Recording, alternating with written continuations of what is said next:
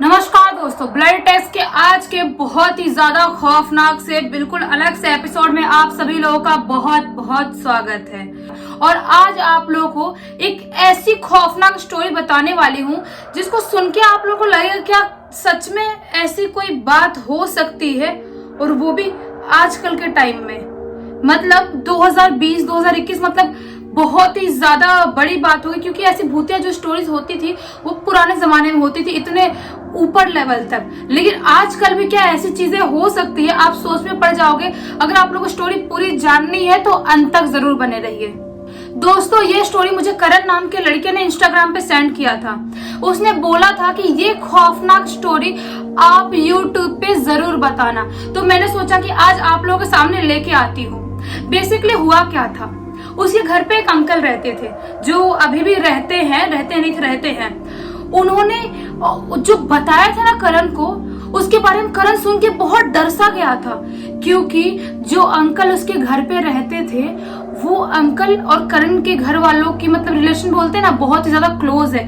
करण के घर पे वो काम वाम करते हैं। उन्होंने बताया थे कि उनके घर पे बेसिकली हुआ क्या था। मैं स्टार्टिंग से स्टोरी बताती हूँ। जो उसके घर पे अंकल रहते हैं, उनकी अम्मा रहती थी अंकल के गांव में। अंकल दूसरे गांव में रहते थे।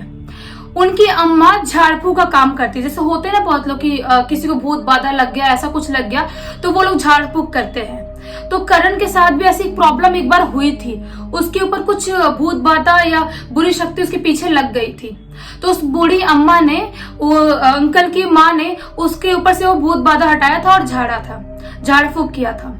लेकिन जो अंकल थे ना, उनकी अम्मा के साथ जो हुआ, आप सुनोगे तो आप बिल्कुल सिहर से जाओगे। अंकल की अम्मा अपने मायके गई हुई थी, क्योंकि अंकल की अम्मा के भाई की तबीयत बहुत ही ज्यादा अचानक से खराब हो गई थी। और सुनने में आया था कि 1-2 दिन पहले से उनकी हालत इतनी ज्यादा बिगड़ गई है कि वो शायद मर भी सकते हैं। तो अंकल की अम्मा अपने गांव चली गई थी। वहां पे जब गई तो उनको झाड़ फूक तो आता ही था। उन्होंने देखा तो उनको पता चला कि उनके भाई के ऊपर किसी पहलवान की आत्मा लग गई है। उनके कंधे पे किसी पहलवान की आत्मा बैठ गई है जो बहुत ही जल्दी उनको मार डालेगी। तो जो करण के अंकल की अम्मा थी, उन्होंने अपने भाई के ऊपर से वो आत्मा को हटाया और झाड़ फूक किया। और जो राख रहता है ना झाड़ फूक करने के बाद, कई बार राख से भी लोग करते हैं, उस राख को ले जाके कहीं दूर रोड पे फेंकने के लिए लेके गई। क्योंकि ऐसी चीजें झाड़ फूक करने के बाद बहुत लोग होते हैं जो रोड पे फेंक देते हैं। आप लोग भी देखना, ध्यान देना। आप लोग रोड पे कहीं से जा रहे हो और आपके मतलब सामने कोई नींबू उम्बू मिर्ची वैसे सब पड़ा रहा है तो उसको लाऊना मत, क्योंकि वो सब भी चीजें झाड़ फूक में यूज होती है। तो वो उसकी मतलब अपने भाई का वो की अम्मा ने झाड़ फूक और वो राख लेके जाती फेंकने के लिए। उन्होंने राख रोड पे फेंका, लेकिन जब वो राख फेंक के लौट रही थी, उनको किसी की आवाज आई। बहुत ही जोर जोर से उनका नाम कोई चिल्ला रहा है। वो बहुत ज्यादा डर गई, क्योंकि वो आवाज बहुत ही भयानक आवाज थी। उनका कान ऐसा लग रहा था फट जाएगा, इतनी भयानक आवाज थी। उन्होंने पीछे मुड़ के देखा और उसके बाद वो भी पोजेस हो गई। जो आत्मा उनके भाई के कंधे पे बैठी थी, वो आत्मा आके उनके सीने पे बैठ गई। उसके बाद जो करण के अंकल की अम्मा है, बिल्कुल बीमार हो गई, एकदम अचानक से बीमार हो गई। उनको पता ही नहीं चला उन लोगों की आखिर इनके साथ हुआ क्या। वहां से अपने मायके से अपने घर आ गई करण के अंकल की अम्मा। उसके बाद घर आने के बाद वो इतनी ज्यादा बीमार हो गई। 2020 की बात है, 2020-21 में उनकी डेथ हुई शायद। हाँ, 2020 की बात। जब उनको घर लेके आए, ट्रीटमेंट करवाए। वो टाइम पे कोरोना बहुत ही ज्यादा हाई लेवल पे चल रहा था, तो डॉक्टर लोगों ने ढंग से ट्रीटमेंट नहीं किया था। उसके बाद नॉर्मल डॉक्टर से दिखा रहे थे, सब कुछ कर रहे थे, लेकिन वो बिल्कुल ठीक नहीं हो पा रही थी। उनको समझ में नहीं आखिर बीमारी उनको हुआ क्या है, कि कोई भी नहीं समझ पा रहा था आखिर उनको हुआ क्या है। एक बाजू में ही, उनके बाजू में एक बूढ़ी औरत रहती थी, करण के अंकल के बाजू में, पड़ोस में जैसे लोग रहते ना वैसे। तो वो औरत रहती थी। वो जब करण के अंकल के घर आई वो औरत, तो उसने देखी कि जो अंकल जो थे, उनकी अम्मा के सीने पे कोई बैठा हुआ है और उनका वैसे ऐसा गला दबाने की कोशिश कर रहा है। वो औरत बिल्कुल डर सी गई, क्योंकि वो कोई झाड़ फूक करने वाली औरत नहीं थी, कोई जादू टोटका करने वाली औरत नहीं थी, नॉर्मल बुढ़ी औरत थी। वो डर गई कि ये कौन है। इनके सीने पे मतलब अजीब सा दिखने वाला बहुत ही भारी भरकम इंसान दिख रहा है, लेकिन इनके सीने पे क्यों बैठा है ये, ऐसा मतलब इतनी ज्यादा डर गई। उन्होंने आके बाकी घर वालों को बताया कि जब मैं उनके रूम में गई थी तो मैंने ऐसा ऐसा नजारा देखा। जब घर वालों को बताई और उन्होंने बोली कि आप लोग इनको एक दरगाह में लेके जाओ, तो जो अंकल थे वो उनको एक दरगाह लेके गए। जब वो दरगाह लेके जा रहे थे तो उनकी अम्मा अंदर नहीं घुस रही थी, बहुत ज्यादा परेशान हो गई थी, बिल्कुल तिलमिला सी गई थी, वो अंदर घुसना ही नहीं चाह रही थी। तो अंकल को जबरदस्ती ले जाने की कोशिश कर रहे थे, लेकिन वो जबरदस्ती को लेके गए भी, वो अंदर घुसी भी। वहां पे दरगाह में जो बाकी झाड़ फूक हुआ और वहां पे जाने के बाद बिल्कुल नॉर्मल हो गई वो अम्मा। जाने के बाद इतनी नॉर्मल हो गई कि लग रहा था उनके ऊपर कुछ था ही नहीं, वो बीमार थी ही नहीं, इतनी नॉर्मल हो गई। लेकिन जब वो वापस आ रही थी, जो शैतान था वो दरगाह के अंदर नहीं घुसा था, वो दरगाह के बाहर ही उनका इंतजार कर रहा था। और जब वो आई, वापस से उनके सीने पे आके बैठ गया। और उनके सीने पे बैठने के बाद वो बहुत ही ज्यादा उनको परेशान करने लगा। वो उसके बाद से अम्मा भुनभुनाती थी, ऐसे पता नहीं क्या क्या ऐसे बोलती थी, बहुत ही खुसफुसाने लगी, अजीब अजीब हरकतें करने लगी और बोलने लगी कि मुझे ये बोल रहा है कि तू दरगाह क्यों गई, तू दरगाह गई है, मैं तुझे छोड़ूंगा नहीं, तुझे मार डालूंगा। इतने गंदी आवाज में बोलती थी कभी कभी अम्मा, ऐसा लगता था कि उनकी आवाज नहीं है, किसी भारी भरकम इंसान की आवाज निकल रही है उनके मुंह से। ऐसी आवाज में बोलती थी कि मैं तुझे मार डालूंगा, तो दरगाह जाने की तेरी हिम्मत कैसे हुई। उसके बाद उन्होंने सोचे और कुछ लोगों ने बताया कि यहीं पे नजदीक में ही एक हनुमान जी की बहुत ही फेमस टेम्पल है, तो वहां पे आप इनको लेके जाओ, वहां पे ये ठीक हो जाएंगे। तो अंकल ने सोचा कि ठीक है, अम्मा को मैं कल सुबह उस टेम्पल में लेके जाऊंगा। लेकिन जब उस शैतान ने ये बात सुनी कि ये लोग अम्मा को हनुमान जी के टेम्पल लेके जाने वाले हैं, वो बिल्कुल गुस्से में आ गया, बिल्कुल तिलमिला सा गया। उसने अम्मा को उसी रात मार डाला। और जैसे वो मारा था, अम्मा को नॉर्मल तरीका नहीं था मारने का, उसने ना अम्मा के जो ये गर्दन था, ऐसा गला था, ऐसा पीछे कर दिया था। ऐसा लग रहा था कि ये काम कोई नॉर्मल इंसान नहीं कर सकता, या कोई नॉर्मल किसी की डेथ होती है तो ऐसा नहीं होती कि उसका पूरा मुंडी ऐसा पीछे घूम जाए। समझ में नहीं आ रहा था कि आखिर इनकी डेथ ऐसे कैसे हो गई।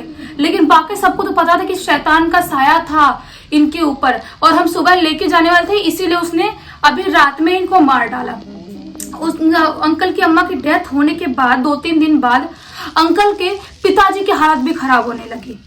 वो बिल्कुल परेशान हो गए। वो बोलते थे, चिल्लाते थे, बोलते थे कि जो तेरी माँ है वो आना बोल रही कि मैं बहुत परेशान हूँ, मैं यहाँ पे रो रही हूँ, मुझे लोग मारते पीटते हैं, मैं यहाँ पे खुश नहीं हूँ, प्लीज मुझे बचा लो, मुझे आके ले जाओ यहाँ से। मतलब जो अंकल थे, उनकी अम्मा अंकल के पिताजी को ऐसा सा बोलती थी कि तुम प्लीज आओ, मुझे ले जाओ यहाँ पे, लोग मुझे परेशान कर रहे हैं, लोग मुझे मार डालेंगे, लोग मुझे नहीं जीने दे रहे यहाँ पे। अंकल के पिताजी बिल्कुल पागल से हो गए थे, जैसे खुसफुसाने लगे, खुसफुसाने कुछ नहीं, अजीब जैसे हरकतें करने लगे, खुद का सिर वेर फोड़ते थे, ऐसा अजीब सा। उनको ना घर में बंद करके रखते थे और सब कोई ना कोई उनके पास रहता था उनका ध्यान रखने के लिए। लेकिन अंकल के अम्मा की मौत के 13वें दिन बाद अंकल के की डेथ भी हो गई। 13वें दिन बाद उनके पिताजी भी चल बसे। उसके बाद से अंकल बहुत ही ज्यादा सैड हो गए, वो बहुत ही ज्यादा परेशान हो गए कि आखिर मैं करूं क्या। मेरे माँ की, मेरे पिताजी की, दोनों की डेथ हो गई, मैं क्या करूंगा यहाँ पे रह के इस दुनिया में। उनके घर पे उनके भाई बहन दूसरे लोग भी थे अंकल के, और उनके भाई की वाइफ, बच्चे, बहुत लोग थे उनके घर पे। उसके बाद से उनके घर की हालत बिल्कुल भी नॉर्मल नहीं हुई, उनके घर की हालत और खराब होने लगी। उसके बाद से उनके घर पे जितने लोग थे, बूढ़े बच्चे से लेके सब बीमार हो गए, सबके सब बीमार हो गए। जब बाजू वाली अम्मा आई, बूढ़ी अम्मा, जो अंकल की अम्मा को देख के बोले सीने पे कुछ बैठा है, वो अम्मा आई, उन्होंने बोले कि तुमको जल्द से जल्द कहीं जाना चाहिए और दिखाना चाहिए, वरना तुम्हारा पूरा खानदान खत्म हो जाएगा। अंकल ने सोचे कि हाँ, ये सही बोल रही है, अब हम में से किसी और की मौत हो उससे पहले कुछ ना कुछ कदम तो उठाना चाहिए। तो अंकल एक बहुत ही बड़े बाबा के पास गए। उस बाबा के पास जाने के बाद उस बाबा को अपने घर पे लेके आए।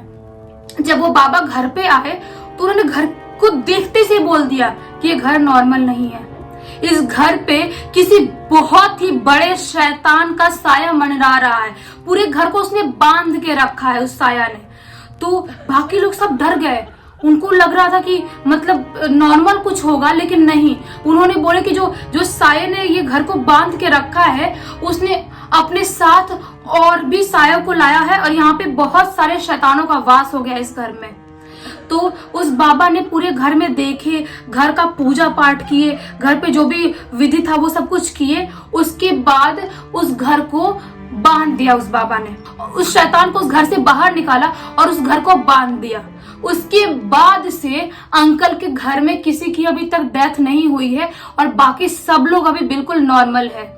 ये बात 2020 की है, मतलब सोचने वाली बात है कि मतलब आजकल भी ऐसे कांड हो सकते हैं, आजकल भी कोई शैतान इतने हाई लेवल तक परेशान कर सकता है। मतलब मुझे विश्वास नहीं हो रहा था ये स्टोरी सुन के, जब करण ने बताया कि उसके अंकल ने जब बताए थे ये बात, तो करण और उसके घर वाले सब सिहर से गए थे। उनको इस बात का डर लग रहा था कहीं अंकल के ऊपर भी तो आत्मा नहीं होगी, अंकल के ऊपर होगी तो हमारे घर को भी अपने चंगुल में ले सकती है। लेकिन ऐसा कुछ भी नहीं था। अंकल को भी बाबा ने कुछ ताबीज पहनाया था और अभी अंकल और बाकी सब लोग बिल्कुल नॉर्मल है और करण के घर वाले भी नॉर्मल है और सब लोग ठीक है। मुझे उम्मीद है कि आप लोगों को ये स्टोरी बहुत ही अच्छी लगी होगी। अगर अच्छी लगी है तो इस स्टोरी को लाइक करो, इस चैनल को सब्सक्राइब करो और बेल आइकन दबा के ऑल पे क्लिक कर देना, ताकि जब भी नए वीडियो डालो सबसे पहले आप लोग पास पहुंचे। तब तक के लिए बहुत बहुत धन्यवाद। और इंस्टाग्राम के लिंक इस वीडियो के डिस्क्रिप्शन बॉक्स में आप जाके वहां पहुंच जाना, क्योंकि आपको कोई भी स्टोरी भेजनी है मुझे तो वहां पे भेज सकते हो। थोड़ी सी फंबल हो रही हूँ। तब तक के लिए बहुत बहुत धन्यवाद। Bye bye.